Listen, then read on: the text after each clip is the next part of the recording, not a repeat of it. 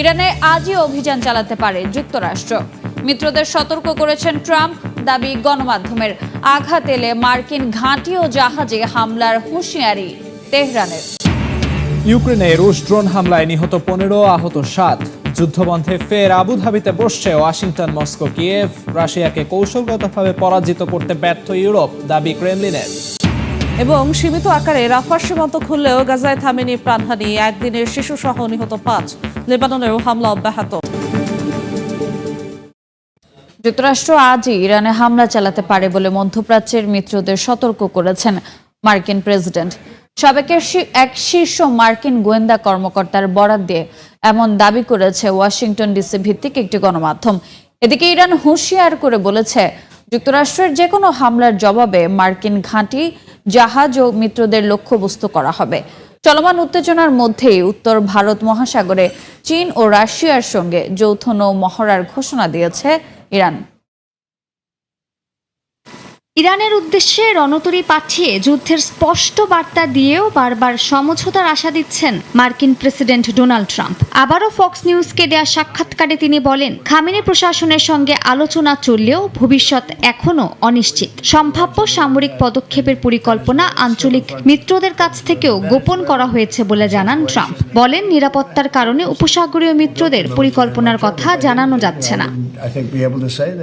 এর মধ্যে ইসরায়েলের আকাবা উপসাগর তীরবর্তী দক্ষিণাঞ্চলীয় বন্দর শহর এইলাতে ভিড়েছে মার্কিন নৌবাহিনীর ডেস্ট্রয়ার। ইসরায়েলি সেনাবাহিনী জানায় এটি পূর্ব পরিকল্পিত পদক্ষেপ এবং যুক্তরাষ্ট্র ইসরায়েল চলমান সামরিক সহযোগিতার অংশ।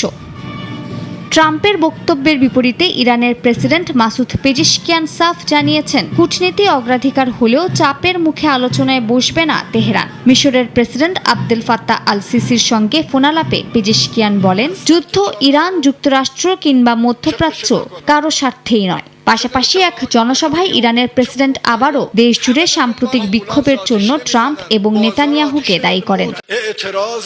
ট্রাম্প হোক, নেতানিয়াহু হোক কিংবা ইউরোপীয়রা, তারা সবাই উস্কানি দিতে চেয়েছে, বিভাজন সৃষ্টি করছে, অস্ত্র জুগিয়েছে। তারা এই স্রোতে বহু নিরীহ মানুষকে টেনে এনেছে। তারা রাস্তায় নামিয়েছে এবং উস্কে দিয়েছে। এই দেশকে টুকরো টুকরো করে জনগণের মধ্যে সংঘাত ও ঘৃণা ছড়িয়ে দেওয়ার অপচেষ্টা করেছে। স্থানীয় সময় শনিবার ইরানের প্রথম সর্বোচ্চ নেতা ও 1979 সালের ইসলামী বিপ্লবের স্থপতি আয়াতুল্লাহ রুহুল্লাহ খোমেনির মাজারে শ্রদ্ধা জানান বর্তমান সর্বোচ্চ নেতা আয়াতুল্লাহ আলী খামেনি। ইরানের পরমাণু শক্তি সংস্থার প্রধান মোহাম্মদ ইসলামি বলেছেন, কৌশলগত দিক থেকে ইরানের পারমাণবিক অস্ত্রের প্রয়োজন নেই। তার ভাষায়, ইরান বর্তমানে এমন সামরিক ও প্রতিরোধ ক্ষমতা অর্জন করেছে যার মাধ্যমে দেশটি নিজের নিরাপত্তা নিশ্চিত করতে সক্ষম। ইরানের সেনাপ্রধান আমির হাতামিও হুঁশিয়ারি দিয়ে বলেন, মার্কিন ঘাঁটি, জাহাজ ও মিত্রদের লক্ষ্য করে হামলার জবাব দেওয়া হবে। চলমান উত্তেজনার মধ্যেই মধ্য ফেব্রুয়ারিতে উত্তর ভারত মহাসাগরে চীন ও রাশিয়ার সঙ্গে যৌথ নৌমহড়ার ঘোষণা দিয়েছে ইরান। মহড়ায় ইরানের নিয়মিত নৌবাহিনী ও ইসলামিক রেভলিউশনারি গার্ড কর্পস বা IRGC নৌ ইউনিটের পাশাপাশি চীন ও রাশিয়ার নৌবাহিনীর ইউনিট অংশ নেবে। মার্কিন সামরিক অভিযানের হুমকির মধ্যেই শুক্রবার তুরস্কে পরমাণু ইস্যুতে আলোচনায় বসছে ইরান ও যুক্তরাষ্ট্র। এরই মধ্যে ওয়াশিংটনের সঙ্গে বৈঠক শুরুর উদ্যোগ নিতে সংশ্লিষ্ট কর্মকর্তাদের আহ্বান জানিয়েছেন প্রেসিডেন্ট মাসুদ পেজিশকিয়ান। এদিকে ইউরোপীয় ইউনিয়ন IRGC-কে সন্ত্রাসী সংগঠন ঘোষণা করার জেরে পাল্টা পদক্ষেপ নিয়েছে ইরান।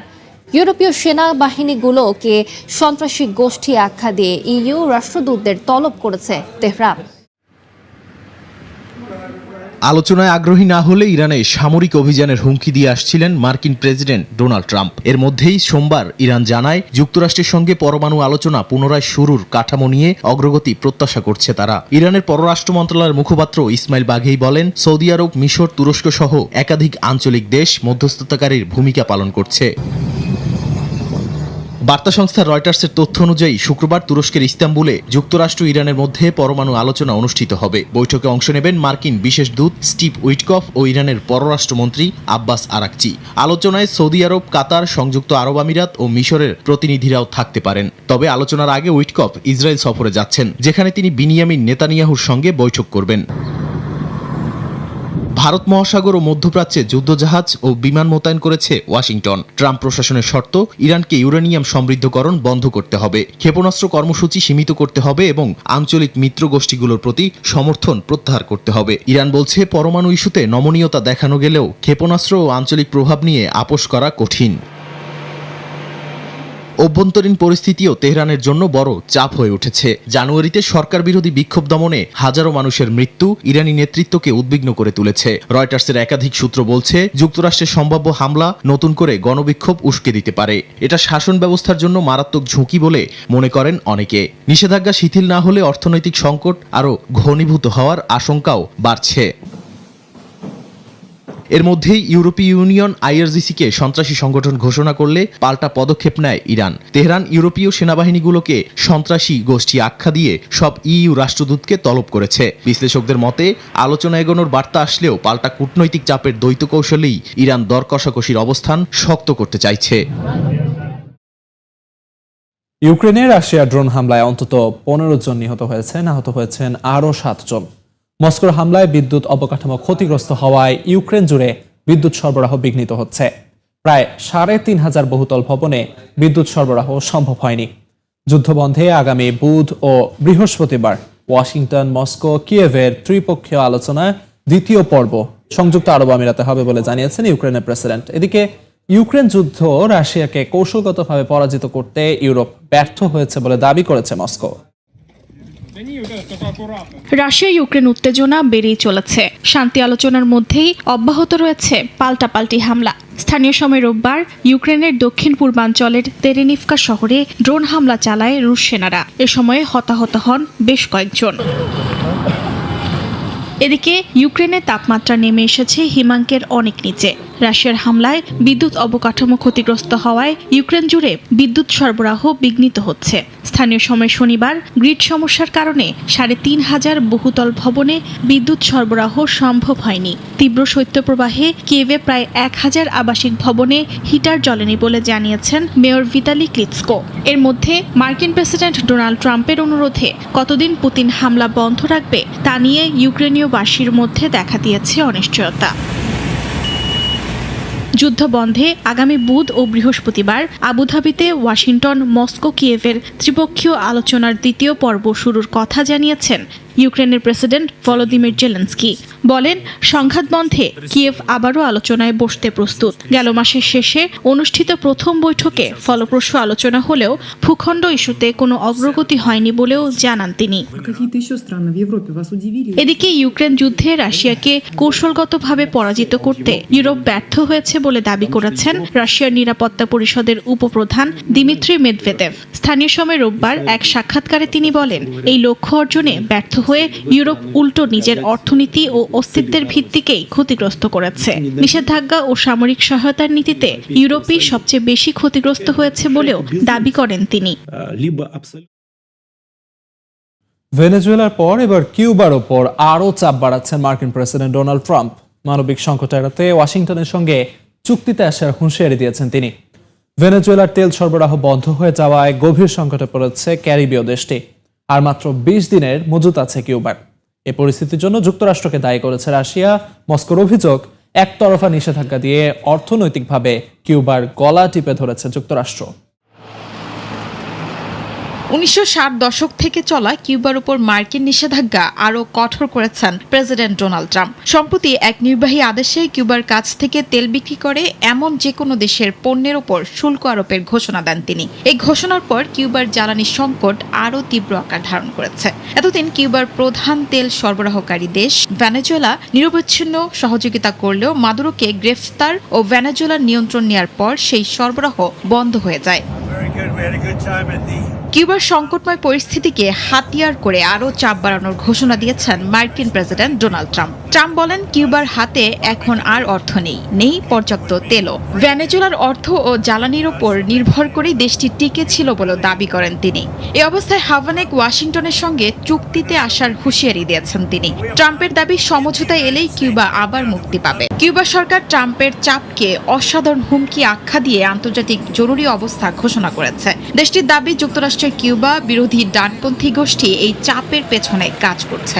ফিনান্সিয়াল টাইমসের তথ্য অনুযায়ী বর্তমান চাহিদায় কিউবার হাতে মাত্র 15 থেকে 20 দিনের তেলের মজুত রয়েছে। ফলে দ্রুত সমাধান না এলে দেশটি ভয়াবহ সংকটের মুখে পড়তে পারে।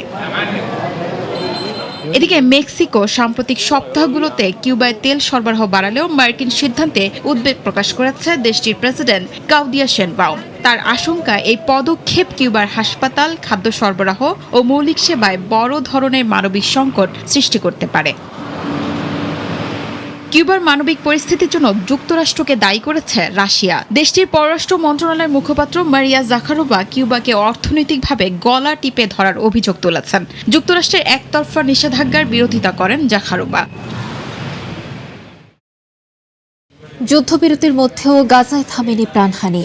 স্থানীয় সময় সোমবার মধ্য গাজার নুসেইরাত সহ বিভিন্ন স্থানে ইসরায়েলি হামলায় শিশুসহ অন্তত 5 জন নিহত হয়েছেন।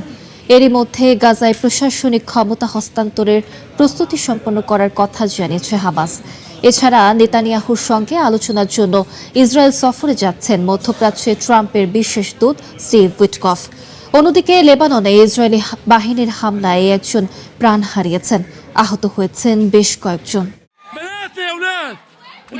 যুদ্ধবিরতি চললেও প্রায় প্রতিদিনই ড্রোন ও বিমান হামলার খবর আসছে ফিলিস্তিনের গাজা উপত্যকা থেকে। মধ্য গাজার নুসেইরাত এলাকায় ইসরায়েলি হামলার পর স্থানীয় বাসিন্দারা ধ্বংসস্তূপের ভেতর থেকে হতাহত উদ্ধারে তৎপর হয়ে ওঠে।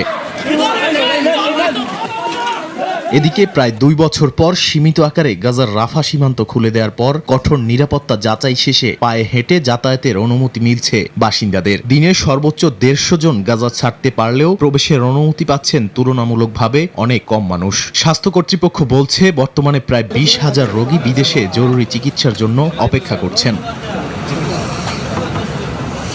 এর মধ্যেই গাজায় প্রশাসনিক ক্ষমতা হস্তান্তরের প্রস্তুতি সম্পন্ন করার কথা জানিয়েছে হামাস।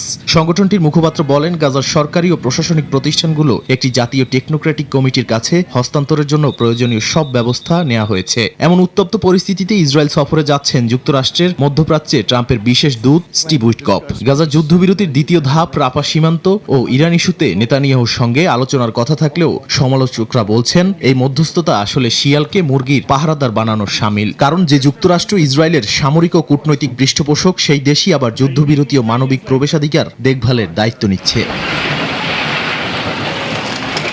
গাজার পাশাপাশি উত্তপ্ত রয়েছে পশ্চিম তীরও। সেখানে ফিলিস্তিনিদের বাড়ি দখল করে সামরিক ব্যারাক স্থাপনের অভিযোগ উঠেছে ইসরায়েলি বাহিনীর বিরুদ্ধে। পাশাপাশি হামলা চলছে লেবানন সীমান্তেও। দক্ষিণ লেবাননে ইসরায়েলি ড্রোন ও বিমান হামলায় বেশ কয়েকজন হতাহত হয়েছেন। জাতিসংঘের শান্তিরক্ষী বাহিনী UNIFIL জানিয়েছে, ইসরায়েলি বাহিনী কৃষি জমিতে অজ্ঞাত রাসায়নিক পদার্থ ফেলেছে। এতে বেসামরিক মানুষ ও শান্তিরক্ষীদের নিরাপত্তা ঝুঁকিতে পড়েছে।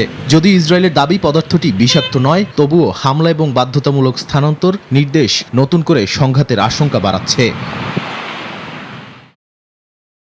ইরানের অভ্যন্তরীণ বিষয়ে যুক্তরাষ্ট্রের হস্তক্ষেপ বন্ধে তুরস্কের ইস্তাম্বুলে ব্যাপক বিক্ষোভ হয়েছে। অন্যদিকে ইতালির তুরিন শহরে একটি কমিউনিটি সেন্টার উচ্ছেদের বিরুদ্ধে হাজারো মানুষ বিক্ষোভে অংশ নেয়। এদিকে পাকিস্তানের গুল প্লাজা শপিং মলে ভয়াবহ আগুনের ঘটনার প্রতিবাদে সমাবেশে অংশ নেয় প্রায় 4000 মানুষ।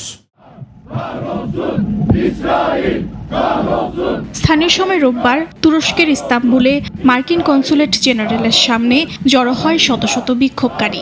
তারা যুক্তরাষ্ট্র ও ইসরায়েলের পতাকা পোড়ায় এবং যুক্তরাষ্ট্র বিরোধী নানা প্ল্যাকার্ড হাতে স্লোগান দেয়।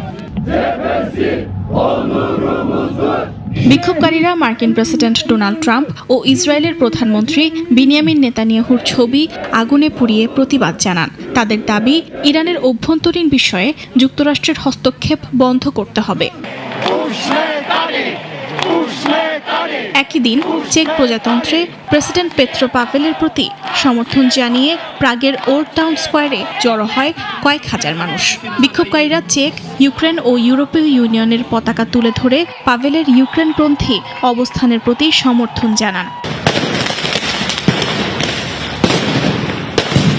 বিক্ষোভে উত্তাল ইউরোপের দেশ ইতালিও। কমিউনিটি সেন্টার উচ্ছেদের প্রতিবাদে বিক্ষোভ হয়েছে দেশটির তুরিন শহরে।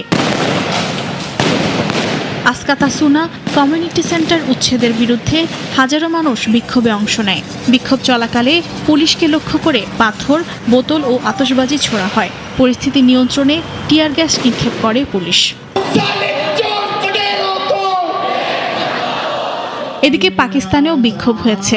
রোববার করাচিতে জামায়াতে ইসলামী আয়োজিত সমাবেশে প্রায় ৪,০০০ মানুষ অংশ নেয়। এনাফ ইজ এনাফ স্লোগানে মুখর হয় শহরের প্রধান সড়কগুলো। জানুয়ারিতে গুল প্লাজা শপিং মলে ভয়াবহ আগুনে অন্তত ৬৭ জন নিহত হওয়ার পর নগর কর্তৃপক্ষের ভূমিকা নিয়ে ক্ষোভ চরমে পৌঁছেছে। বিক্ষোভকারীরা নিহতদের পরিবার ও ক্ষতিগ্রস্ত ব্যবসায়ীদের ক্ষতিপূরণ দাবি করেন।